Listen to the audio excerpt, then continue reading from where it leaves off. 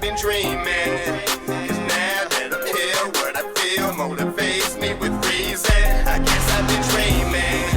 'Cause now that I'm woke, everything that I see ain't what it seeming. I guess I've been dreaming. 'Cause now that I'm here, what I feel motivates me with reason. I guess Bam. Oh, and we back. Peace and love to all the guys and goddesses and the high vibrating species on the planet. Tiamat to be exact. How we doing? How we doing? What we doing? How we doing, good people? How y'all living out there, man? Hope everybody's been good. Hope everybody's taking care of themselves, staying safe out here. Of course, staying in the green. You know what I mean? Because the planet's still doing what it's doing. You know what I mean? Just because I ain't been here don't mean Tiamat, you know what I mean, and all the other matriarchal energies haven't been coming together to bring this thing up and bring us up as a collective, via regardless of what you are. You know what I mean? What species you are. Because we know, at least you should know by now, that we are not alone, and we haven't been alone for a long time. Yeah, we have young species here. And we have some old souls here, the ancients, the gods, the titans, you know what I'm saying? All those good stories that you hear about. It's all about to come to fruition, and you know, it is what it is, and we got to do what we got to do. So I hope everybody's been good out there, man. It is very good to be back. Like I said, I had a lot going on.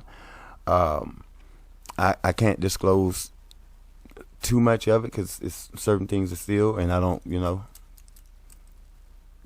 it's in the ethers. You know what I mean? It's in the ethers. It's okay. It's okay. So,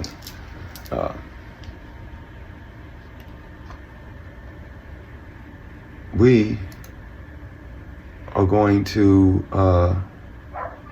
let's see. So, my screen just stopped for a second. Hold on. Just give it a second. So I'm just gonna let you know now, it's gonna glitch. It's gonna glitch, but it'll be back. Okay? New setup. Of course, I'm just gonna keep talking, you know what I'm saying? You already know how it go. The stuff just tries to happen when we try to do our thing, you know what I mean? Another reason why I had to take some time to get my energy right and get my mind right. But anywho, yeah, so as soon as this thing does what it do, we gonna get right back started. You know what I'm saying? Of course, y'all see the screen, you see the title. You know what I mean? We got the Miscellaneous Myths, the Muses. So yeah, we're about to get that in. The audio is gonna do this funny thing. I do have some notes. You know what I mean? Because like I said, I did do some thorough research, and a lot of other things came up. You know, so yeah, just bear with me. My apologies. I mean, come back and here it is. You see what I'm saying? See what I'm saying? So if you're new, welcome. You know what I mean, to Academy 7. This is some of the stuff that we actually go through. You know what I'm saying? I try to be as transparent with you guys as possible, with the stuff that I got going on, because you know.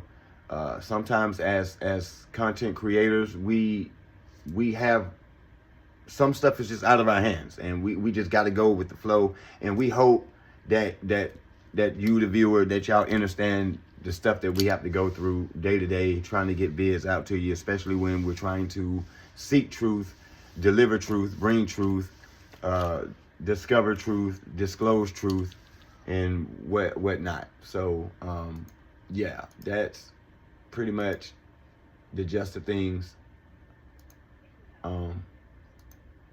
So let's get into this.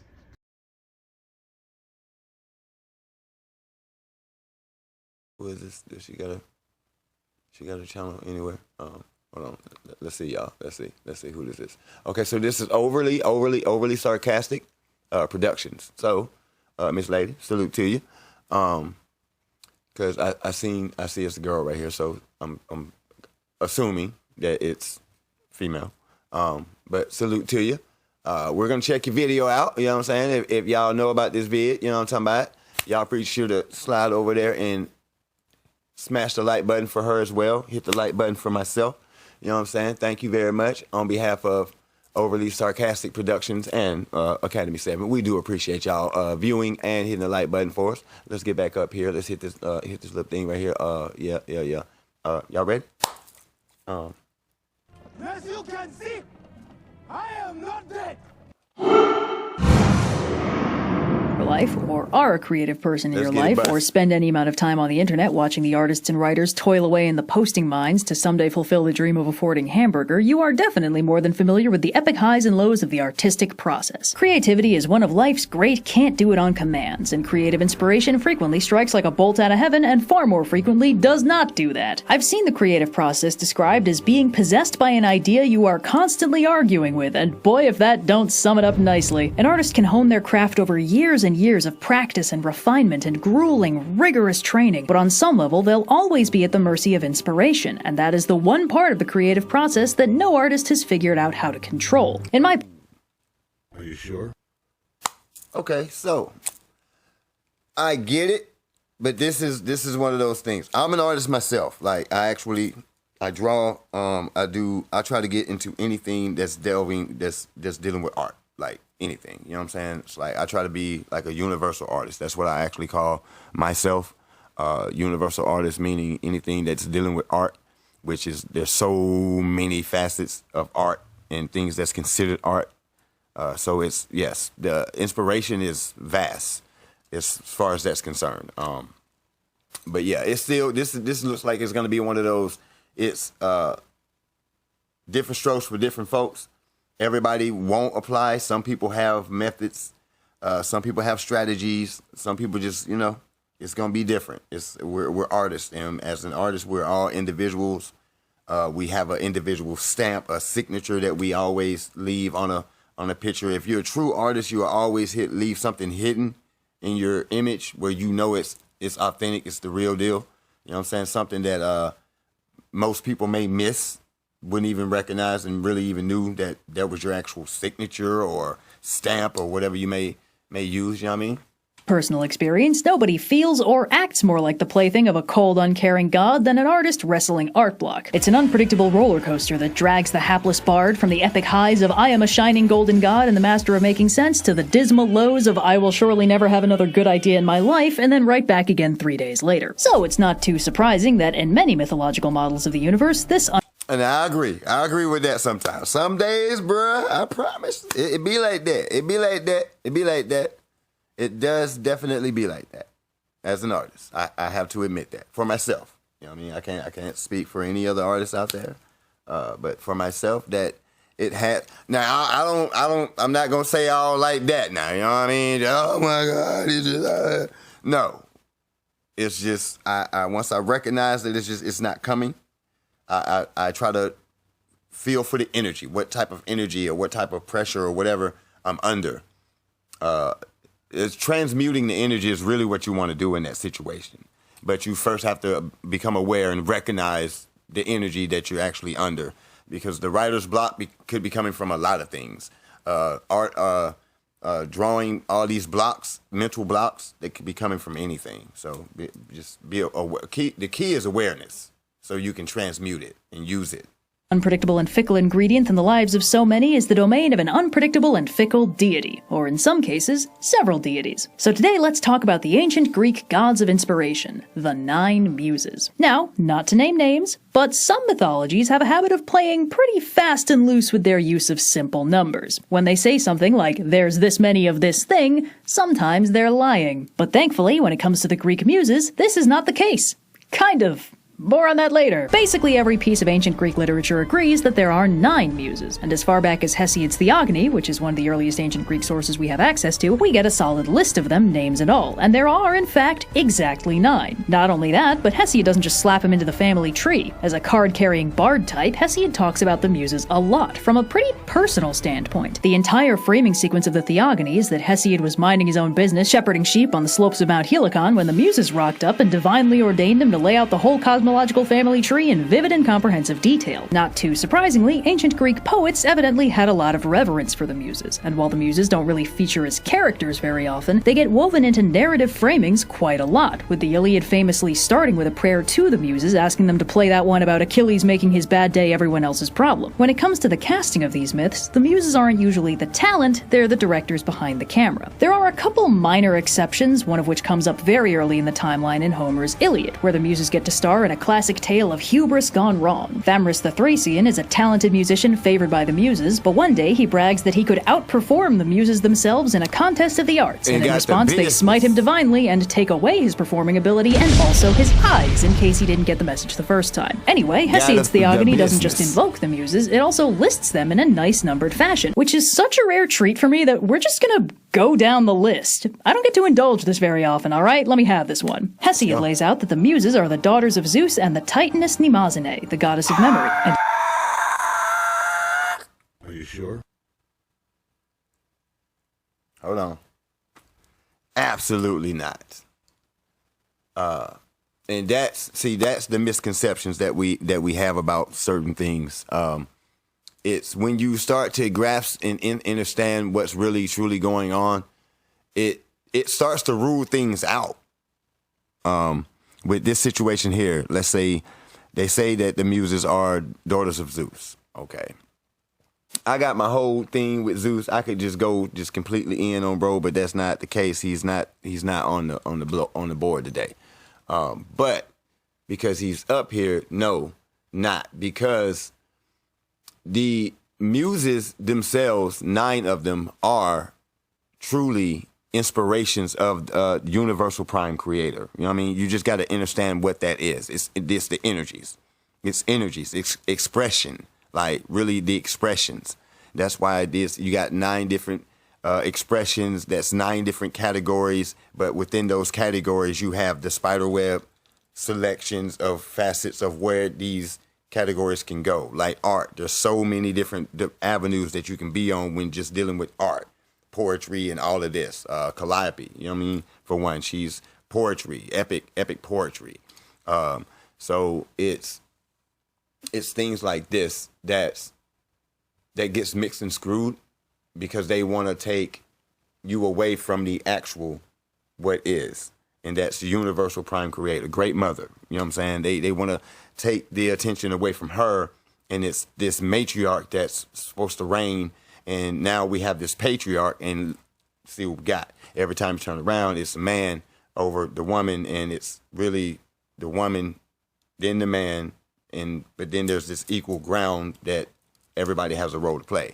But this whole Zeus, but like I said, bro was sleeping with everybody's wife. You know what I mean? He come looking like you. That's what was that? Clash of the Titans. You know what I mean? That's that he did what he did with old boy. Like he come look just like you, lay with your wife, have a baby. So it makes sense for him to have a lot of children. But if the Muses were Zeus's children, they will be spoken a hell of a lot more about when we're talking about Zeus. Period. But they're not. It's everybody else. The main characters of Greek. But when we're talking to Muses, this is way beyond, way before, this primordials. This is like this world's inspirations, planet's inspirations. This is what they oversee a lot. It's not just this. It's bigger than that. Way bigger than that. All right. That's in a nutshell as far as that's concerned.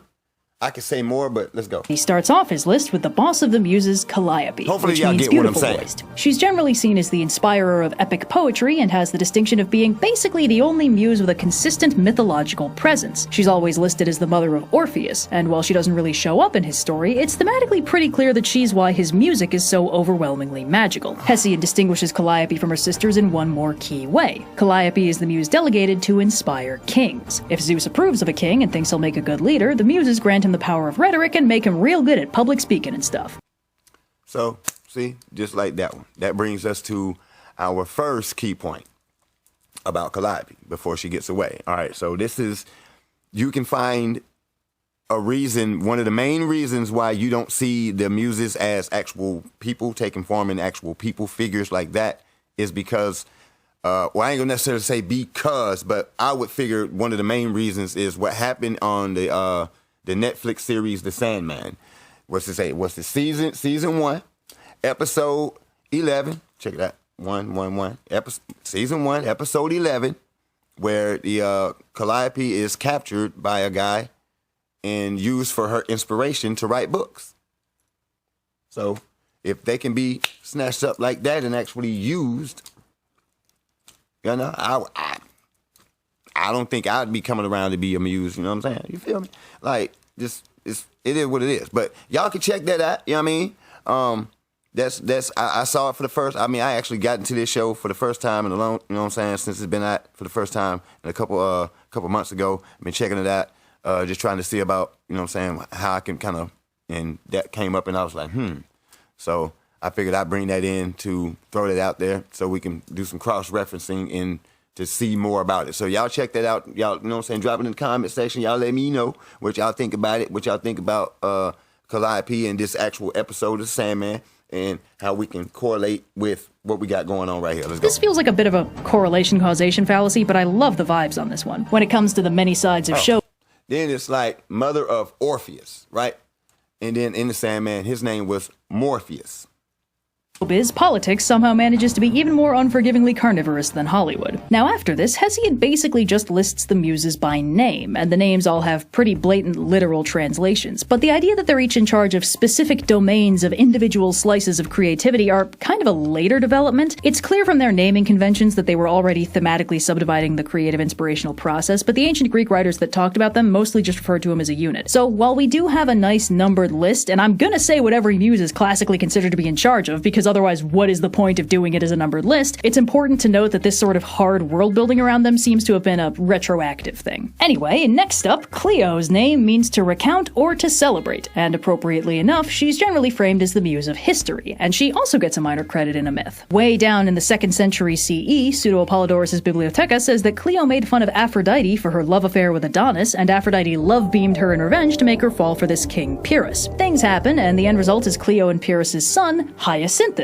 who would go on to date Apollo and then die about it. Talk about not learning from history. Next on the list is Euterpe, whose name just means delight, which is pretty unspecific, but she mostly gets featured in a musical context and is sometimes credited as the inventor of the double flute. In the Bibliotheca, again, she's also listed as the mother of King Rhesus, whose primary claim to fame is getting his horses stolen by Odysseus and Diomedes in the Metal Gear chapter of the Iliad. Next on the list is Thalia, whose name means the joyous or the flourishing, and she is unsurprisingly the muse of comedy, while her sister Melpomene is the muse of tragedy. The Bibliotheca gives more details and says that Thalia, by way of Apollo, is the mother of the Corybantes, which were a Phrygian cult of Cybele worshippers, while Melpomene is credited as the mother of the Sirens. Of course, not every ancient Greek source agrees with the Bibliotheca, so the parentage gets a little fluid. Terpsichore, whose name means delight and... Yeah, because I'm like, huh? Like, hold on now. See, you're doing too much. Let go. Dancing is the muse of dance and the chorus, exactly what it says on the box. Terpsichore is also a very good example of that flexible parentage thing, since she also gets credited as the mother of Rhesus and the Sirens by a few different authors. We're starting to see the effects of the muses basically always functioning as a matched set. It's easy to start mixing them up. Erato, whose name is a spoiler, is the muse of erotic poetry, and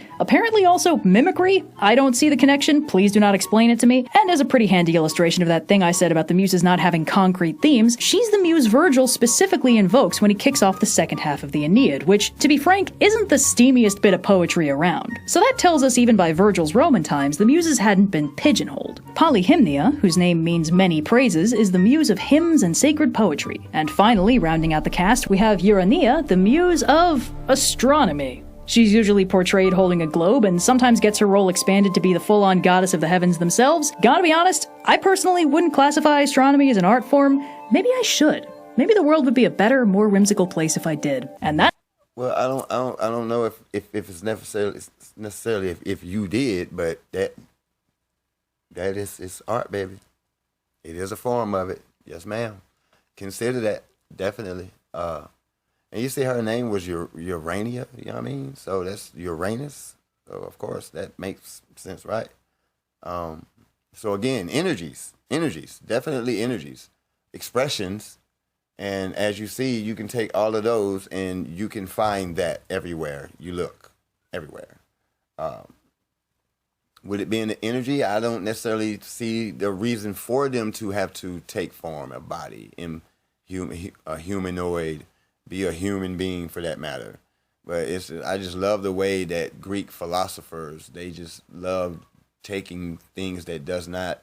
Oh my God. Oh my God. That's the list of 9 muses. Man, that was quick. I don't know how the clickbait channels do it. That was definitely not enough time for a mid-roll ad. But there's really not much else to say about them like that. The muses just don't really show up in many myths. They have a name that usually literally means what they represent. They have a favorite accessory they're usually visually portrayed with, and that's kind of it. If we wanted to flesh them out further, we would need to start writing fan fiction. There's just not many stories there. And that might be because the set of myths we have access to are a pretty small slice of the full corpus of ancient Greek literature that used to exist, since there's a heavy element of randomness in what curds of history make it through the cheesecloth of time into the present day. But the muses were so widespread and so universally worshipped, at least according to all the storytellers, who I cannot imagine being biased in this regard, that I think it's legitimately noteworthy that they very rarely take any sort of starring role. And that kind of brings up an interesting thing about the muses specifically. When it comes to the Greek gods, sometimes it feels like the myths we have about them make it easy to forget that they're gods. They played a complicated role in society beyond just having fun stories about them. And I'm not saying this is a bad thing. I love those fun stories. Unpacking them or goofing on them is a lot of good fun times for me. But this is an angle of approach that works when we have those stories to work on. We can focus on the hijinks and shenanigans and the Zeus putting his wiener where it doesn't belong, and not really think about what depth these stories might have had for people steeped in a cultural context that we're 2,500 years late to understand. The myths kind of provide this buffer around that idea. It gives us something to focus on and be goofy about. The muses don't really have those fun stories. Instead, they have poets talking about them like the way modern artists talk about creative inspiration. It's a much more present, personal kind of thing, and the conversation about them is often very candid about the fact that the muses aren't characters in a story with a canon, they're components of a living religion, which is basically the same thing as saying they're parts in a constantly developing working model of the universe. And this conversation That's it, mama. You got it. You got it. You know what I mean? You know what I mean? Now, of course, like they come up in the Disney's Hercules movie, as it's 5 muses in that movie. And they was actually the narrators of that story, and they sang in that story. You know what I mean? It was 5 Nubians, you know what I'm saying? That's the carbonated, so-called black, you know what I'm saying, goddesses right there. Which is for a reason. See what I mean? So this is, like I said, this is way beyond Greek philosophy and Greek poetry. Way beyond it. You see them everywhere. You see them, they're embodying the artist. That's where they are. There's no need for them to be in a physical form when their energy is always present. It's ever present. There's, so long as you have an artist, so long as you have creativity, which you're gonna get that always especially from the sun energy, the golden age. Yeah, man, it's all creative. Being able to create with your mind when you get to certain dimensions and certain frequencies on certain levels to be able to manifest that will. This is all creativity. Certain beings don't have a soul to even do that. Certain beings don't even have a soul to even think of anything inspirational. That's why you have the mocks out there. They mimic and they copy. They don't create from just like thin air, so to speak. You know what I'm saying, for lack of better words. They don't do that. They look around and they steal other people's ideas and stuff like that. That's where you get a lot of this technology has been stolen. It's back engineered technology stolen from other species and all types of stuff going on. But it's all coming. The great reveal is coming. Y'all just stick in there. You know what I mean? This is pretty cool. It's pretty interesting. I like her concepts, and how she's actually approaching it, because it's open minded to be able to really take in a lot of information about them, seeing that there's not much about them. But when you get yourself into certain other type of esoteric knowledges and information. Astrology and understanding energies and stuff like that, then it makes sense that they're everywhere. That's like if you're drawing something, you're inspired. It's self-inspired, or you look out here as internal inspiration and external inspiration. You know what I mean?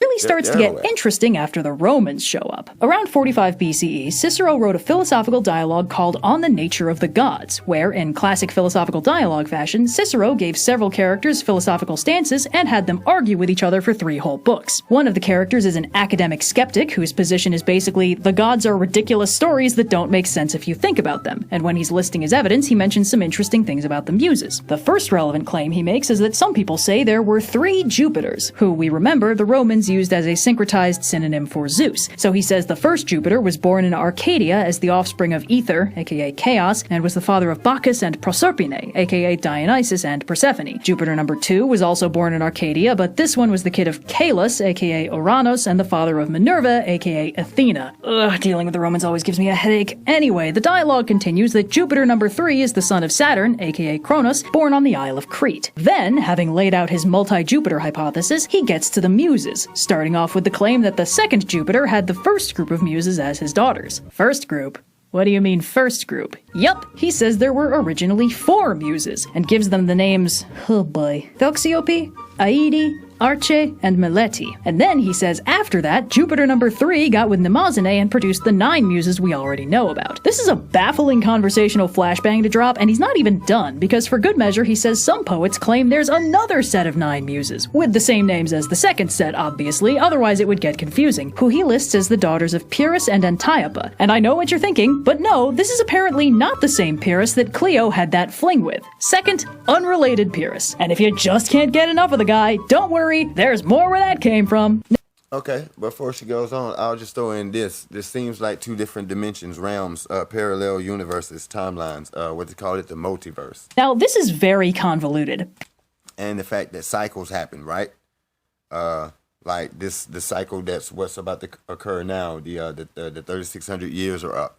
So the Earth is about to go back into a higher frequency, so the planet's terraforming. There's things going on. It's like the last time everything was here was Atlantis, and you know that the great whatever happened, and now we're here, and now this cycle, this age is over. So it's about to bloom, and then it's gonna start again. So it sounds like it's like a universal construct. When this happens, the Muses they take on their form, they have their job, and they keep recycling this and keep recycling this story. So there's gonna be truth in all, not every single bit, but there's gonna be a little bit of truth in all. It's just the more knowledge that you have, the easier certain things are explained. It doesn't seem so far-fetched when you really know. Probably intentionally, Cicero wrote this barely 2 years before he got assassinated, and doesn't seem to have done any copy editing before he bit the big one, and as a kicker, when he interjects a little author's note at the end of the spiel, the dude firing off these hot takes is not the dude he says he personally agrees with. But this is already a really interesting framing. Even from the potentially cartoonishly exaggerated perspective of the enlightened skeptic, the fact that the number and grouping of the Muses was the subject of active debate is neat. It was pretty clear that the Romans were aware that the ancient Muse worshippers had not always worshipped the same set of Muses that they were familiar with. A very similar framing turns up in Plutarch's Questiones Conviviales, written somewhere in the 1st century CE. This is also framed as a philosophical argument between a diverse set of characters, but it's additionally framed as a big question and answer challenge, where the characters pose brain teasers to one another and try to unravel them to everyone's satisfaction. The Muses get referenced off and on, getting petitioned to make their performances good, and broadly functioning as one expects deities of creativity in the arts to work. But question 14 is specifically about the Muses and kicks off a really interesting conversation. Basically, all the participants in the dialogue start arguing with each other over which of them gets which Muses. The rhetorician makes the claim that while certain haters will tell you that Calliope only keeps the company of kings, real ones know that rhetoric is a very Renaissance skill that every Muse wants a piece of. A discussion breaks out over why there are specifically 9 Muses and why 9 is such a nice number in general. One of them pipes up that it's common knowledge that in ancient times there were only 3 Muses, but, and this is not a joke, citing his sources on that would bring down the party vibes, so he won't. Honestly, Fucking power move. I wish they could put that on Wikipedia. Citing my sources would make me a narc. Anyway, this idea comes up in the conversation that initially there were only 3 major fields of study that the Muses were in charge of, but as the arts and sciences advanced and were subdivided, the domains of those original 3 Muses were also split into 3s, and the speaker proposes that an initial trifecta of philosophy, rhetoric, and math was subdivided into 3 smaller trifectas. Philosophy gets split into logic, ethics, and physics, rhetoric gets demonstrative, deliberative, and judicial subtypes, and math gets split into the 3 genders of music, arithmetic, and geometry. What did I say? When you really get into it, it's bloop, bloop, bloop. Now, in the cosmos, 9 is the highest number. That's why there's not going to be any more than that. 9 is the highest number. You know what I'm saying? That's numerology. I'm like, if you're into numerology and you know in the astrology and all of that, you already know, or at least you should know about the number 9. It's completion. We're in the number 9 year now, and a lot of things are being completed. A lot of doors are being sealed. Things are being signed over. Things are being found. Things are being released, undisclosed, or undisclosed things are being disclosed. And yeah, so, and that's right there. How the way that just panned out, that was 3, 6, and 9. You see what I'm saying? So that's the key to the universe. I hope y'all were paying attention to that. I hope you caught that. Because that's, boy. Ta-da! Everything important is broken into 9 clean parts and everybody gets a muse, except for the large crowd of poets and doctors and astronomers who immediately kick up an enormous fuss about having their designated muses confiscated by this asshole of a paradigm. And of course the one farmer in the bunch tries to explain how he should still get Thalia because when you think about it, crops growing is a little bit like comedy. The conversation goes in more weird directions. Other possible muse classifications are proposed, including one that puts the 3 muses in charge of the entire universe in a series of basically concentric spheres, with one called Hipati in charge of the fixed stars, one called Mezi in charge of the planets, and one called Niti in charge of everything under the moon. After a few more fascinating hypothetical cosmological models, the narrator eventually puts forth his own opinion on the muses. Letting all the heavenly stuff be the domain of Urania, he basically proposes the idea that the other 8 muses don't belong to specific professions, but instead have a role in absolutely everybody's lives, providing rules and regulations and a guiding system to help Joe Every Roman live a healthy and well-balanced life. It's not like only comedians ever experience the joy that Thalia is in charge of, and it's not like only kings need to use those good leadership qualities that Calliope doles out. The narrator of this dialogue basically suggests that the muses exist to regulate and essentially civilize those natural universal parts of life. Oddly, the breakdown of the muses' role in this model doesn't super line up with their traditional artistic inspiration domains unless you really squint, and this is pretty late in the timeline for the muses to not have their quote-unquote classical roles locked in, but the concept is there. According to this slice of the dialogue, Calliope helps with logical reasoning, Clio inspires nobility and lofty aspirations, Polyhymnia guides people to seek out and retain knowledge, Euterpe inspires curiosity and speculation into the workings of the natural world, Thalia regulates physical hunger and transforms it from a simple animalistic desire for food into a regulated, civilized social ritual, Erato tempers wild lust into the concept of orderly marriage, and Terpsichore and Melpomene work together to temper the excess out of exceptionally beautiful sights and sounds, so they're only very pleasant and not enchantingly overwhelming. In this model, the muses are present in literally every aspect of life, not just for the poets or the astronomers. It's a very elegant model, and Urania is the only muse left unaccounted for in the daily life of Joe Every Roman because she's much too busy handling all of space. And the vibes of this dialogue carry pretty smoothly into the 2nd century CE, where Pausanias' It's the biggest role of all. What we talking about? descriptions of Greece also brings up the sheer scope of the worship of the Muses, going so far as to say that basically every temple he's visited in his travels has had the Muses represented in them, usually backing up a major deity like Apollo. He also references the apparent common knowledge that before the 9 Muses, there used to be a set of 3 Muses worshipped in certain regions, listing them with some of the same names Cicero did, along with an explanation of their meanings. Meleti, meaning practice, Nemi, meaning memory, and Idi, meaning song. He credits some random Macedonian named Pyrrhus. That's right, it's... Now that, listen, in certain schools, those 3 right there, that combination, memory, remembering, sound, the first home, the home, you know what I mean? Now see, like I said, some things are true. You're gonna find truth in it, and then you're gonna find the little the mix bag. You know what I'm saying? Chew the meat, spit the bone. Yeah. So that's gonna be like I would lean more toward that being your 3 than the other.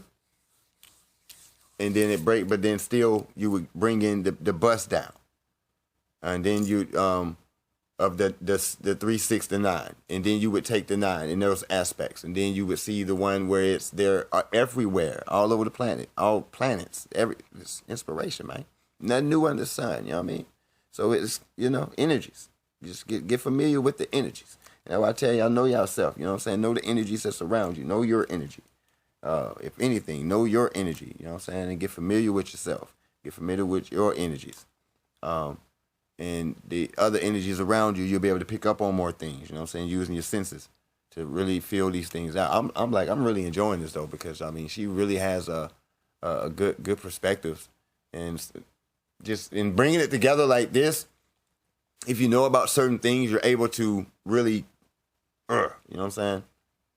This fucking guy again, with popularizing the 9 Muses model, and goes so far as to say that some people speculate Pyrrhus himself had 9 daughters with the names commonly ascribed to the 9 Muses. This is basically what Cicero had his enlightened skeptic saying on the nature of the gods, so that lines up pretty well. There used to be 3, or maybe 4, now there's 9, and some dude named Pyrrhus and his 9 daughters were involved at some point. And following this thread, Pyrrhus and his daughters turn up in another one of our old standbys, Ovid's Metamorphoses from right around the aughts CE. In a framing device of a conversation between Athena and the muse Oranea, she recounts a story where the king Pyrrhus had 9 daughters, who, in another classic display of mortal hubris, falsely compared themselves to the Muses and challenged them to a contest of performance. One of the girls told the story of Typhon in a goofy and ridiculous manner that made the gods sound like fools. I wouldn't know anything about what that's like. While on the Muses' side, Calliope recounted the tale of Demeter's search for Persephone after her abduction to the underworld, and the compromise that led to the division of the seasons. The nymphs judging the contest found Calliope's performance much more compelling and awarded the victory to the Muses, which did not sit well with Pyrrhus's daughters, and instead of gracefully taking the L, they kicked up a big fuss about it, to which the Muses responded by turning them into magpies. And honestly, this is almost a relief. This is such a classic formula for Greek god misadventures. Someone slights the gods turn them into something nasty. I went so far into the research process before I found a story the Muses actually participated in. I was almost worried we had another Hestia on our hands. In the space of Greek mythology, some of the gods seem so universally revered on such a personal level that they don't get stories told about them. They're more like natural laws than characters. Researching this made me start pondering a question I've never given much thought to before. Why do these myths exist? Why are these stories told about some gods and not others? Why were these primordial forces of nature embodied as the stars of their own little goofy sitcoms where the god of the horrors of war gets stuffed in a jar for a year, or the guide of dead souls steals a herd of cattle by putting their hooves on backwards? And there are a lot of explanations that get proposed. Oh, the myths exist to explain things in the natural world, like why that mountain is there, or why the stars are that shape. They get told as allegories to explain the social and political order, like why that city is where it is and why the king's godly heritage means he deserves to be in charge.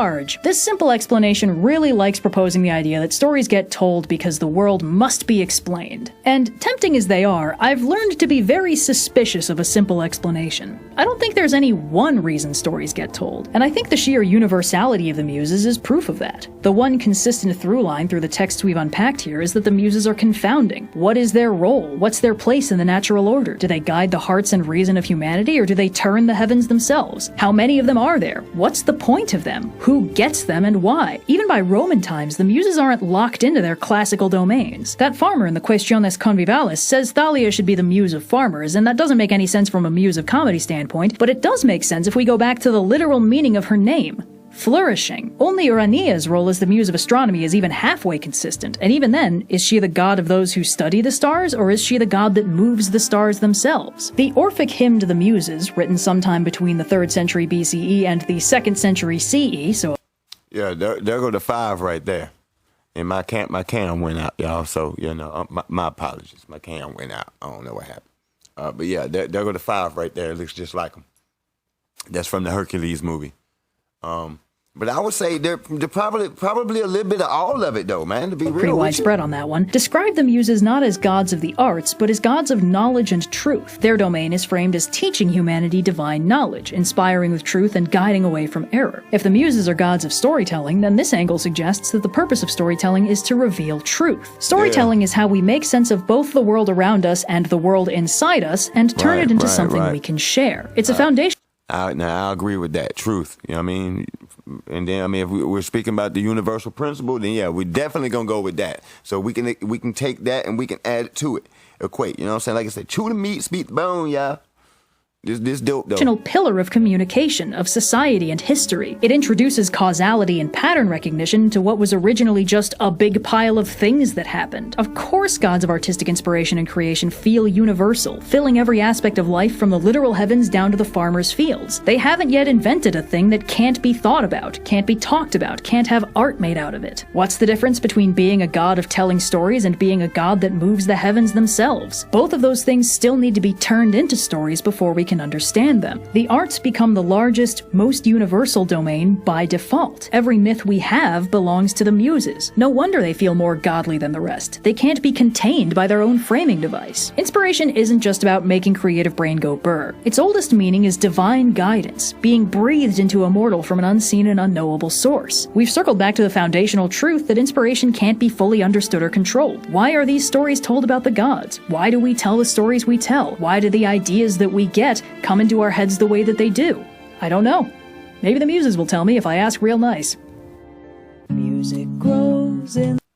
Oh no, but hey, that concludes the video. But I'll tell you like this, man. The reason why it's like that to be uncontainable because they come from the primordial. You know what I'm saying? That's primordial energy, and it's like if you when you think about it, they come from the source, like I say, universal prime creator. If they are expressions of such thing, then they come before damn near everything. That's how everything it even has something to go off of creativity. So if they do feel godly, it's for great reason because they are actually the expressions of the universal prime creator of all.